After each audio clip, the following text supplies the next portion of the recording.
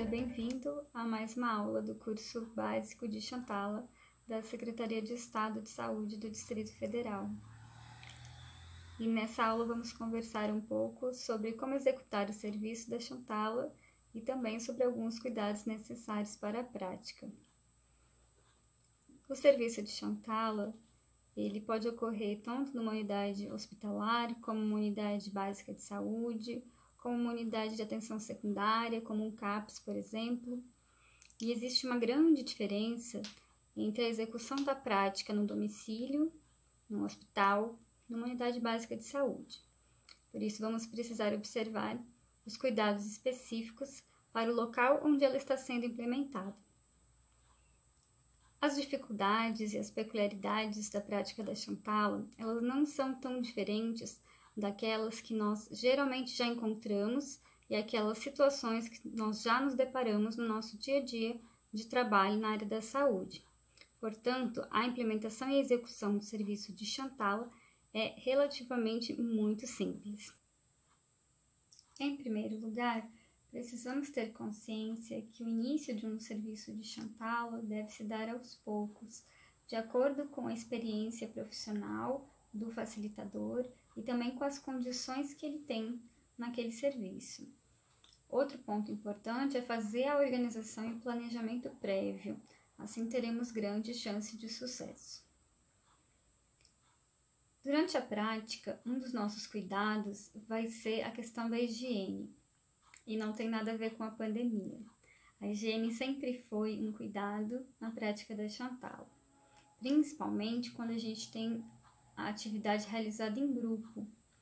Então, nós vamos ter que tomar muito cuidado com o compartilhamento de objetos entre as famílias, o que pode trazer a transmissão de várias doenças, inclusive agora o Covid, que tanta gente tem vivido e vivenciado nesse momento. Mas outras doenças fora do período de pandemia também. Então, isso tudo é algo que faz parte da nossa ética profissional, minimizar os riscos para os pacientes. No ambiente hospitalar, esse cuidado precisa ser redobrado. E quem trabalha no hospital já sabe muito bem disso. Para minimizar esses riscos, algo que precisamos cuidar é a questão do uso de dispensadores para o óleo. Pode parecer mais cômodo o uso de dispensadores, mas em questão de higiene, quando nós usamos um dispensador, geralmente ele é de plástico. Chega no final do uso daquela quantidade, a gente não consegue fazer uma higiene adequada daquele plástico e acaba tendo que jogar o frasco fora.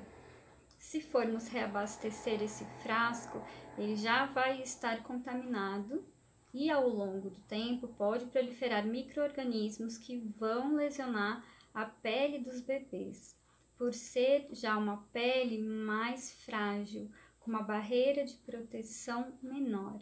Então, nós não podemos incorrer nesse risco, nem dentro da unidade de saúde, e nem orientar que os cuidadores façam isso em casa. Para substituir esses dispensadores, nós temos as cumbucas ou os potinhos, que esses cuidadores sempre vão ter um em casa. Ele tem que ser de um material de fácil higiene. Pode ser o vidro, pode ser o aço inox, que na minha opinião é o mais indicado. O que seria interessante seria não ter um pote que possa quebrar. Então, se for de vidro, um vidro mais grosso, um vidro um pouco mais resistente, mas ele pode ser um pote pequeno, uma cumbuca pequena, já que a quantidade de óleo que nós vamos usar, nós começamos com um mês de vida, com menos de uma colher de sopa de óleo, menos de 5 ml. Então, o tamanho desse frasquinho, na verdade, ele é o tanto que serve para a minha mão entrar, pegar o óleo e poder iniciar a massagem. Quando eu faço uso do dispensador de óleo, mesmo que ele seja de uso individual para cada família, ao dispensar a primeira quantidade de óleo, eu sujo a minha mão de óleo. inicio a massagem. Quando eu vou pegar mais óleo para dar sequência na massagem, o que acontece é que eu vou sujar a parte externa desse frasco. E aí é um frasco de plástico com uma abertura em cima para dispensação e que fica muito difícil de fazer a higienização. Também, antes de higienizá-lo, geralmente eu já lambuzei a casa inteira e já sujei a unidade de saúde de óleo, o que vai dificultar bastante a higiene do ambiente. O óleo não é tão fácil de ser removido do ambiente. Então, temos que tomar cuidado para reduzir esse espalhamento de óleo nas superfícies com o toque das mãos sujas de óleo.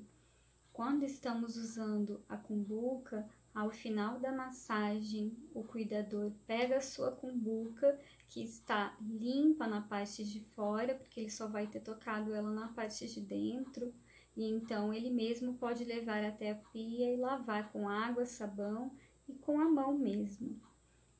Não recomendo que seja lavada a cumbuca com esponjas, porque as esponjas também trazem facilmente contaminação e dificilmente nós vamos conseguir reservar, mesmo na casa dos usuários, uma esponja só para lavar essa cumbuca.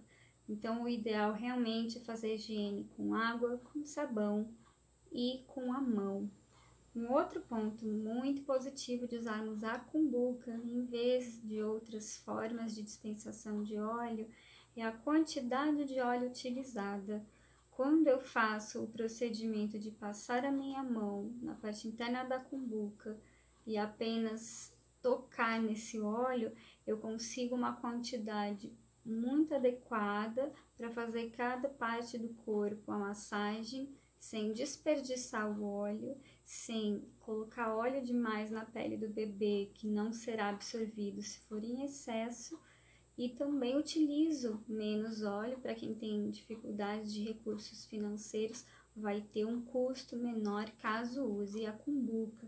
Então, isso é um ponto a ser considerado, principalmente se tratando de sistema único de saúde, que tantos recursos são escassos para nós na unidade de saúde, como também a gente sabe que são escassos para parte dos nossos usuários.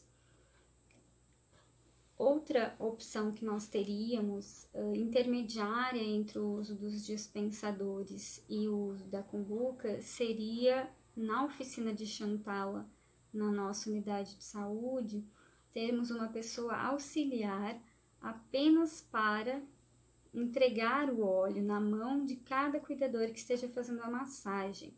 Então, esse auxiliar de sala durante a oficina passaria entregando o óleo e assim que fosse desenvolvida a oficina, ele estaria disponível sempre para cada participante que fosse necessitando maior quantidade de óleo.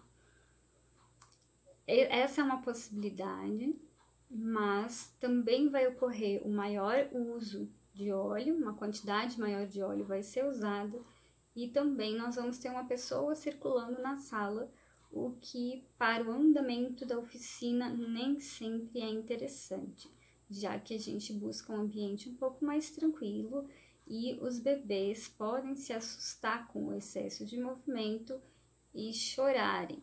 Quando um bebê chora na oficina, geralmente os outros acompanham.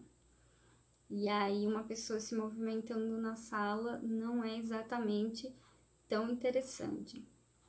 Resumindo tudo isso, pela experiência, o mais interessante é o uso dos potinhos ou das cumbucas. E eu quero destacar algumas outras condições importantes para a prática segura da Chantala. Uma delas é o bebê estar com o estômago o mais próximo do vazio possível, no horário mais perto da próxima refeição que ele iria fazer. No mínimo 1 hora de jejum, porque esse conteúdo num estômago, num sistema gastrointestinal que ainda não é bem maturo, ele pode facilmente provocar regurgitação no estímulo da massagem e ter aspiração pulmonar. o que nunca aconteceu, mas eu espero que a gente continue trabalhando para que nunca aconteça. Outro ponto importante são os locais elevados para se fazer a prática. Às vezes a gente demonstra a prática pela primeira vez em cima de uma maca ou em um ambiente elevado do chão. Precisamos tomar muito cuidado, porque quando eu sujo as minhas mãos de óleo, quando eu lambuzo o corpo do bebê de óleo, eu não tenho mais controle sobre isso, principalmente se o bebê já tiver uma idade mais avançada e uma maior destreza, que ele consiga se movimentar. Então, eu não vou conseguir segurá-lo caso ele deslize, principalmente se o cuidador estiver tentando fazer a prática em cima de uma cadeira.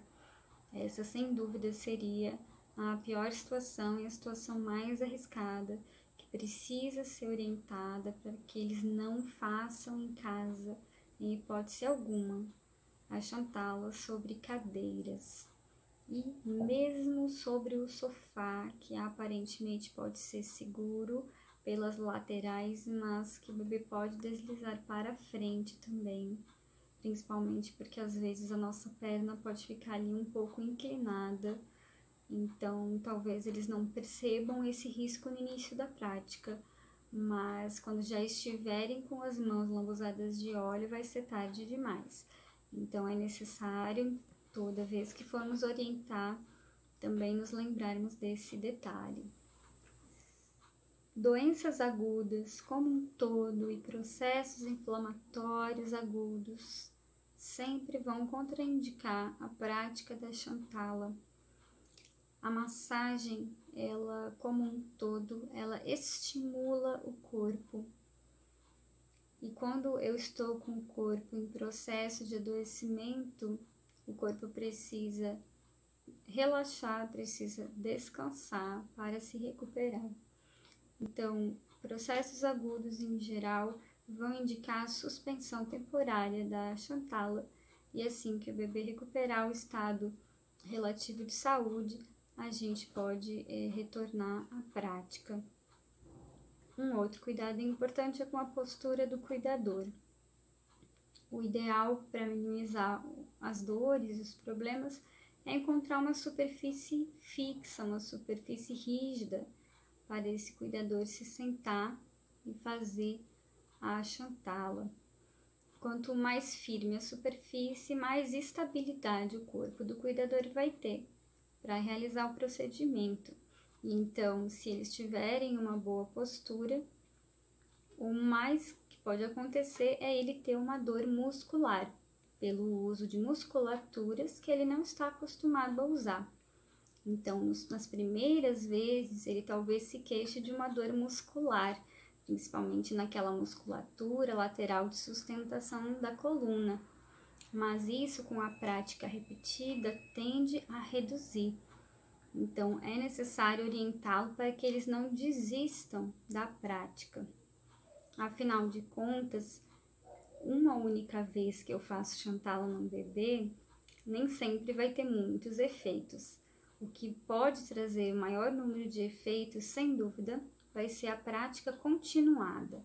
Então, nós precisamos zelar não pela quantidade de usuários que nós atendemos, mas sim pela qualidade do atendimento que nós conseguimos prestar, de forma que esses cuidadores, ao voltarem para os seus lares, consigam dar continuidade a esse cuidado tão maravilhoso que é a Chantala.